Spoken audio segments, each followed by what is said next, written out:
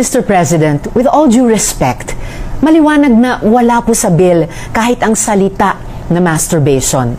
Wala din po yung try different sexualities. CSE contains the very same things you support.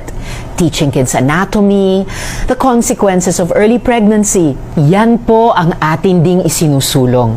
I am willing to accept amendments to refine the bill so we can steer it to passage. Kasi an act to prevent adolescent pregnancy or teen pregnancy, di ang ganda-ganda, makatao, mapagmahal sa kapwa, iisipin mo. Pero pag binasa mo doon, pag active sexually, hindi na pwedeng sabihan ang parents. 0 to 4, talaga nakalagay doon, early childhood masturbation.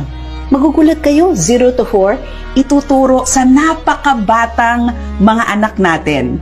Pagkatapos, nariyan pa yung ilang mga paksa at ilang mga aralin patungkol sa anal and oral sex. Ang nakalagay doon, pag 6 years old na, they will be taught how to experience their body and pleasure through their 5 senses. We're going to talk about it. Supervised by who? Only by the teacher, a stranger.